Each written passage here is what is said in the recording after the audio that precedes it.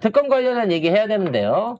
빨리빨리 좀 해야 될 것 같습니다. 이걸로 넘어가시죠. 김건희가 김건희가 박성재한테 총장이 개긴다라고 메시지를 보냈다고 하는데 이 얘기는 뭐냐? 장관도 잣 같은 놈이지만 그 자리에 앉아놨던 놈도 걔가 그때 나한테 그렇게 술 처먹고 개집질하고 가갖고 말을 안 들어먹이네, 좀 개기네. 아니 이게 대통령도 아니고 대통령 영부인한테서 나올 수 있는 메시지입니까 이게? 그래서 실제 안에서 있었던 수사 과정뿐만 아니라 인선, 그리고 그 사람들의 출신이라든지 연결고리들을 김건희가 완전히 다 들여다보고 있었다. 사실상 법무부는 김건희의 치마폭 안에 쌓여있는 사조직이나 다름이 없었다라는 증거를 보고 있습니다. 자, 그래서 박성재는 법무부 장관 노릇을 하면서 윤석열 집안 변호사 역할을 열심히 했나 봐요. 석 달 동안 명태균 관련한 보고서만 10건이 넘게 작성을 했다고 합니다. 아이고, 자, 제정신입니다, 지난해 진짜. 9월 검찰이 명태균 관련 수사에 착수한 후부터 12월까지 석 달 동안 총 10건의 명태균 게이트 관련 내부 보고 및 검찰과의 연락 보고 자료를 집중적으로 생산을 했다고 합니다. 근데 보고서 내용이 윤석열, 김건희의 수사 대응에 필요한 법리 검토 성격의 내용이 다수 포함이 돼 있었다고 합니다. 그러니까 요렇게 조사 중인데요. 요건 요렇게 막으면 될 것 같습니다. 당시에 창원지검장이 역시나 지금 항명파동했던, 그래서 정유미. 이번에 강등됐던 그 지검장이죠. 정유미죠. 창원. 결과적으로 이런 식으로 짬짬이로 해먹으려고 명태균 사태도 그 보고서 보면 진행을 했다는 거예요. 보고서 제목이 정치자금법상 정치활동을 하는 사람, 명태균인지 아닌지 네, 요거하고 박근혜 전 대통령 공천 개입 사건 판결 분석. 그러니까 지네들이 윤석열이 박근혜 2년 때린 거 그것도 같이 해가지고 자기한테 적용이 되는지 본 거야. 이런 식으로 빠져나가면 뭐 무혐의는 안 되더라도 형량을 줄일 수, 이런 것들을 연구하고 자빠졌다는 거죠. 명태균에게 500만 원 지급한 의혹 관련 쟁점. 500만 원 줬어? 누가? 저기 용돈 줬다 그랬잖아. 과자값 줬다 그랬잖아. 그래서 그거 관봉 띠지대로 그대로 보관하고 있었대잖아. 이런 거를 법무부가 범죄자를 위해서, 김건희를 위해서 법무부가 이거를 하고 있었다니까. 그것도 10차례가 넘게 보고서 올리고 있었다는 거죠. 진짜. 계엄 다음날 12월 4일에 안감회동, 지들은 망년회를 못하게 돼서 만나서 술 얘기했다라고 주장하고 있는 이 상황에서도 계엄 관련된 문건을 갖고 가갖고, 야, 이게 불법으로 안 하려고 그러면 어떻게 핑계를 짜야 되냐? 앞으로 어떤 방식으로 전국을 풀어나가야 되냐? 이런 것들을 연구를 했다는 겁니다. 그러다 보니까 당시에 타임라인이 딱 서요. 딱 계엄하자마자, 풀리자마자 오전 중에 뭐 했습니까? 한동훈이랑 불러가지고 이 당정회의를 했죠? 그러고 나서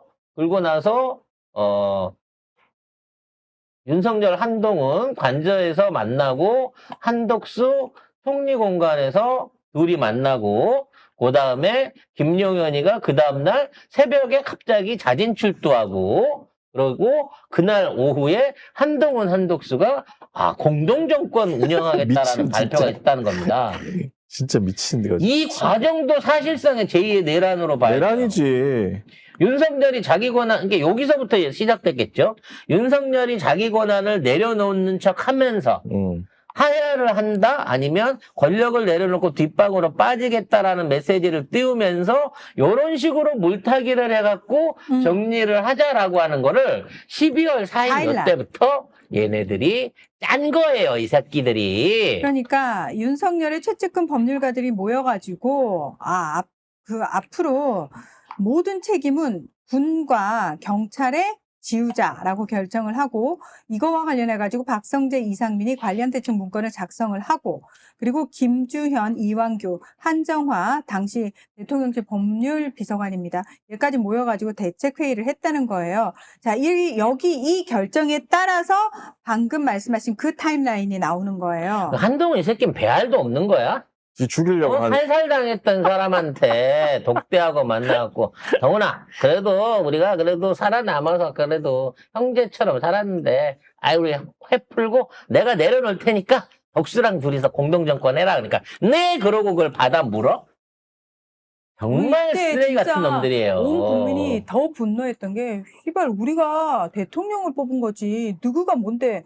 그때 나온 얘기가 그잖아. 누가 뭔데. 그러니까. 그래서 지금 한덕수가 요 타임 안에서 한동훈하고의 얘기에 대한 부분을 아직까지 법정에서 구체적으로 진술하고 있지 않은데, 요 안가 회동 이후에 4일 이후에 6, 7, 8 연속으로 있었던 이 과정을 봤을 때 한동훈 역시도 개의의 내란에 동조하기로 어떤 형태, 그러니까 얼굴 비쳤던 거 아니겠어요? 공주한 그렇죠.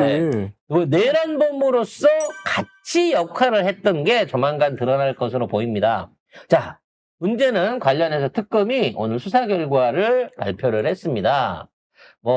이게 전반적인 내용이나 구성들은 다 방송을 통해서 보실 거니까, 자, 특검이 수사를 했던 주요한 포인트들. 그러니까 우리가 특검에서 이걸 밝혀냈고 이게 내란의 매우 중요한 핵심입니다라고 지적하고 있는 부분들을 간단하게 좀 소개를 드릴게요. 네, 일단 비상계엄의 준비 시기에 대해서는 특검은 2023년 10월 이전으로 특정을 했습니다. 야, 2년 전부터 준비를 했다는 거죠. 자, 요때 2022년 7월에서 8월경 윤석열이 총선 이후에 계엄을 계획하고 있다는 말을 전해 들었다는 고위직 출신의 진술도 있었고요. 실제로 2022년 11월 25일 날 국민의힘 지도부와 만찬 자리에서 나에게 비상대권이 있다. 내가 총살을 당하는 한이 있어도 다 싹 쓸어버리겠다라고 발언을 했었죠. 야. 그런데 그럼에도 불구하고 어쨌든 2023년 10월 이전으로 특정한 이유가 노상원의 수첩 기재 군 인사 내용이 2023년 10월 이후의 인사에 그대로 반영이 됐다는 겁니다. 결국은 군을 활용하기 위해서는 군에 있는 인사들을 개편하는 작업들이 필요했는데 그 증거는 그 전까지는 말로 내가 쓸어버릴 거야 그렇지. 했는데 어. 그 실제적인 군대를 움직이기 위한 준비가 시작된 거를 2024년 10월 이후로 보고 있는 겁니다. 네. 시기상으로 그 전날에 화가 나서 했다라고 하는 게 아니라는 부분인 거죠. 네. 그 다음 파트는요. 네. 계엄의 목적에 대해서 뭐라고 얘기를 했냐면 권력 독점과 유지를 위해서. 자기 권력 유지를 위해서 계엄을 저지를 수밖에 없었다라고 하는 그 의도를 분석을 해낸 겁니다.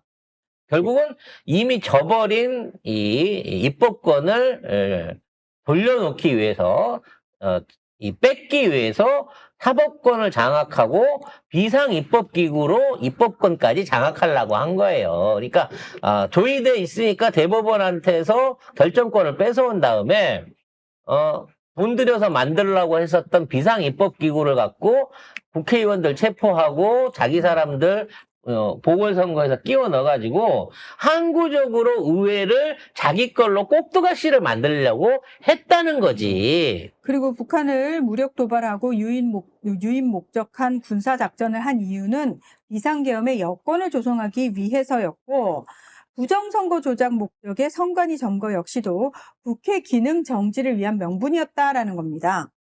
그래서 이와 같은 내용들을 특검이 밝혀냈고 그와 관련된 증거들과 기소장을 만들어서 앞으로 특검은 여기서 이제 종료가 되게 되면 특검은 이와 같은 내용의 추가 기소를 위한 가담자들에 대한 기소를 위한 기소장을 쓰게 되는 거고 아직 남아있는 수사 부분을 특수본으로 넘기겠다.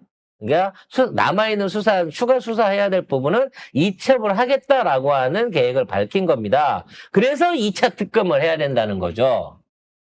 관련해 조금 더. 2차 특검 할 수밖에 없는 게 지금 비상계엄을 왜 12.3에 했냐라고 기자들이 물어보니까 특검이 미국 대선 후에 혼란 시기를 노린 것 같다. 그래서 미국의 개입을 차단하기 위한 목적. 그러니까 그때 아예 고른 거예요. 그렇게 시간을 고른 거예요. 그래서 계엄을 쳐놓고 지네들이 계엄 입장 문건을 외교부를 통해서 발송하지 않았습니까? 거기에 그 당시에 국정원장을 미국으로 보내가지고 음. 미국 측 인사하고 접촉해가지고 어떻게든 계엄의 정당성을 지지받으려고 했었던 시도도 추가로 특검이 밝혀냈다는 겁니다. 그 10월 유신 할 때도 박정희 때였죠? 10월 유신 때도 대통령 선거 중이었어요. 그때도 미국이 대통령 선거 중이어가지고 그때를 노려서 한 거다. 이 새끼들 보면 다 카피야, 이씨. 그러니까. 창의적이지가 않아. 다 옛날에 했던 것들을 그러니까. 여기저기서 뜯어온 거예요. 그래서 옛날에 했던 것들을 뜯어와서 또 한다는 거는 이걸 그냥 놔두면 또 한다는 거거든요. 그러니까 이렇게 한 놈들은 다 사형시켜야 된다. 그래야지 안 한다. 그래서 그 특검을 계속 연장시켜서 더 해야 되지 않냐라는 말씀도 있는데 지금은 이제 다시 재특검을 하는 게 맞다고 봐지는 이유가 지금 특검이 할 수 있는 범위와 정치적인 부담들을 지워놓은 상태에서 좀 더 강력하고 좀 더 규모가 커진 재특검한테 새로운 무기를 쥐어주는 게 중요하다고 생각해요. 그리고 한계는 뭐냐면 김건희가 내란에 연루되는지 아직 특검에서 이걸 밝히지를 못했거든요. 그렇죠. 이거를 밝혀야 돼, 사실은. 그래서 그게 제일 핵심이야. 이걸 다음. 밝히기 위해서라도 지금 특검이 밝혀낸 애들, 그러니까 지금 연루자 명단은 이미 특검이 공개를 했는데 그 이후에 제일 큰 몫이 사실은 김건희 아니겠습니까?